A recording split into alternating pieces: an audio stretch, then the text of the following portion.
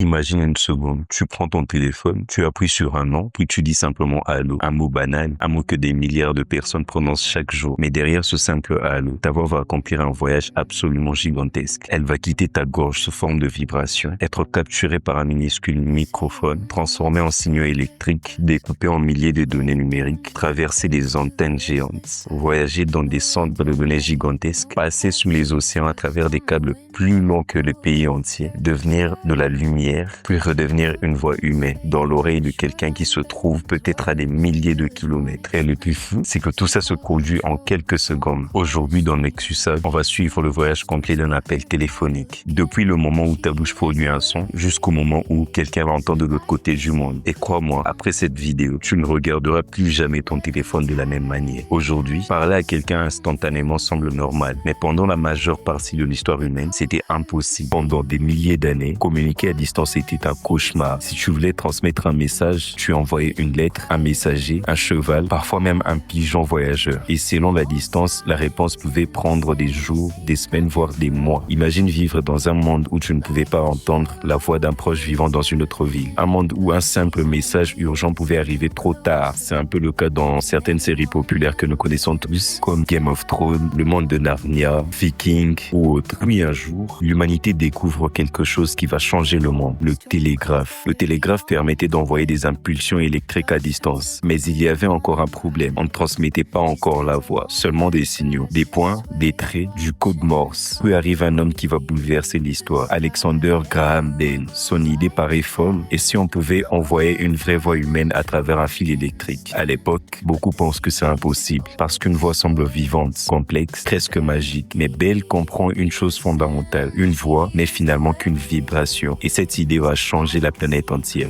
Quand tu parles, tu ne produis pas réellement une voix. Tu produis des vibrations. À l'intérieur de ta gorge se trouvent des cordes vocales. Quand l'air passe, elles vibrent de manière très rapide. Ces vibrations poussent l'air autour de toi. Puis cet air transmet des vagues invisibles appelées ondes sonores. Plus les vibrations sont rapides, plus les sons paraissent aigus. Plus elles sont lentes, plus le son paraît grave. C'est pour ça que chaque voix humaine est différente. Parce que la taille de la gorge, la forme de la bouche, les sinus, les vibrations sont uniques chez chaque personne. Ton téléphone doit accomplir quelque chose d'incroyable. Capturer toutes ces vibrations complexes et les transformer en informations compréhensibles par une machine. Et tout commence avec un composant minuscule, le microphone. Le microphone de ton téléphone agit comme une oreille artificielle. Quand tu parles près du téléphone, les ondes sonores frappent une membrane ultra fine à l'intérieur du micro. Cette membrane bouge au rythme de ta voix. Si tu cries, elle bouge fortement. Si tu murmures, elle bouge légèrement. Mais le téléphone ne comprend pas le mouvement mécanique. Le micro convertit donc ces mouvements en signal électrique. Autrement dit, à cet instant précis, ta voix devient de l'électricité. Et c'est là que les choses deviennent folles. Parce que ton téléphone ne va pas envoyer directement cette électricité dans le monde. Non, il va d'abord transformer ta voix dans un langage universel, les nombres. Les machines ne comprennent pas les émotions, les sons, les voix. Les machines comprennent uniquement les données. Ton téléphone possède donc un convertisseur spécial appelé convertisseur analogique numérique. Sa mission, transformer ta voix en langage informatique. Pour faire simple, le téléphone découpe ta voix en milliers de petits morceaux chaque seconde, comme s'il prenait des photos ultra rapides de ton son. Parfois 8000 fois par seconde, parfois beaucoup plus. Chaque échantillon reçoit une valeur numérique, puis ces valeurs deviennent des suites des 0 et de 1. À cet instant, ta voix humaine cesse d'être une voix, elle devient des données numériques. Exactement comme une vidéo YouTube, une photo, un jeu vidéo. Tout dans le monde numérique finit par devenir des nombres, même ta voix. Mais maintenant, un immense problème apparaît. Comment ces données vont-elles trouver l'autre personne parmi des milliards de téléphones? C'est là qu'intervient le réseau mobile. Quand tu appelles quelqu'un, mon téléphone envoie d'abord un signal à l'antenne relais la plus proche. Ces grandes tours métalliques que tu vois parfois au bord des routes sont en réalité des points de connexion géants. Elles couvrent des zones appelées cellules. C'est d'ailleurs pour ça qu'on parle de téléphone cellulaire. Chaque antenne communique constamment avec les téléphones, les serveurs et des centres réseau. Le système vérifie alors qui tu es, si ton téléphone est autorisé, où se trouve l'autre personne, quelle antenne est proche d'elle. Puis le réseau crée une sorte de route invisible entre vous deux, comme une autoroute numérique temporaire. La plupart des gens imaginent Internet comme quelque chose d'abstrait, comme un nuage invisible. Mais Internet est extrêmement physique. Derrière chaque appel se cachent des serveurs gigantesques, des centres de données, des routeurs, des câbles et des antennes. Le monde entier est relié par une immense toile technologique. Et cette toile fonctionne en permanence 24 heures sur 24, même pendant que tu dors. Des milliards de données circulent sans arrêt. Messages, vidéos, appels, photos et même des recherches. Ton appel devient alors une série de petits paquets de données. Chaque paquet contient une partie de ta voix, une destination et des informations réseau. Puis ces paquets voyagent séparément à travers Internet, comme des voitures prenant différentes routes avant d'arriver au même endroit. Et le plus flou, c'est que tout ça doit arriver dans le bon ordre. Sinon, la voix deviendra incompréhensible. Quand on pense aux appels internationaux, on imagine souvent des satellites, mais en réalité, la majorité d'Internet mondial passe ailleurs, sous l'océan. Oui, sous l'eau. Des milliers de kilomètres de câbles sous-marins relient les continents. Ces câbles sont appelés fibres optiques et ils transportent la quasi-totalité du trafic international. C'est probablement l'une des infrastructures les plus importantes de l'humanité. Et pourtant, la majorité des gens ignorent totalement leur existence. C'est ici que la technologie devient presque irréelle. Dans les fibres optiques, les données ne voyagent plus sous forme d'électricité. Elles voyagent sous forme de lumière. Des lasers extrêmement rapides envoient des impulsions lumineuses dans les câbles. Lumière allumée égale 1, lumière éteinte égale 0. Et ces impulsions traversent parfois des océans entiers. Ta voix devient littéralement de la lumière voyageant sous la mer. Rien que cette phrase semble irréelle. Et pourtant, c'est exactement ce qui se produit. Le plus impressionnant, c'est la vitesse. Les données voyagent presque à la vitesse de la lumière. C'est pour ça que je peux parler presque instantanément avec quelqu'un vivant à l'autre bout du monde. Même si un léger délai existe parfois, ce délai s'appelle la latence. Et plus la distance est grande, plus la latence augmente. C'est aussi pour ça que certaines conversations internationales ont parfois des petits décalages. Après ce gigantesque voyage, les données arrivent enfin au téléphone du destinataire. Mais ces données ne forment pas encore une voix. Ce sont encore des chiffres. Le téléphone doit donc faire le chemin inverse. Il reçoit les données, les remet dans le bon ordre, reconstruit le signal audio, transforme ce signal en électricité, puis fait vibrer le haut-parleur. Ces vibrations poussent ensuite l'air et l'autre personne entend la voix. À cet instant précis, ta voix renaît. Tu as sûrement déjà vécu ce moment où tu entends mal la personne et ça fait genre « Allô, je t'entends mal », etc. Ces coupures arrivent lorsque des données sont perdues pendant le trajet. Les causes peuvent donc être nombreuses. Le mauvais signal, l'antenne saturée, un obstacle, un tunnel, la météo ou les réseaux est encombrés tout simplement. Le téléphone essaie alors de reconstruire les morceaux manquants, mais parfois il n'y arrive pas. Et c'est là que la voix devient robotique ou hachée. Aujourd'hui, les réseaux deviennent toujours plus rapides. La 5G permet moins de latence, une meilleure qualité d'audio, des transferts plus rapides. Mais ce n'est probablement qu'un début. Dans le futur, les appels pourraient devenir holographiques, traduits instantanément, augmentés par l'IA,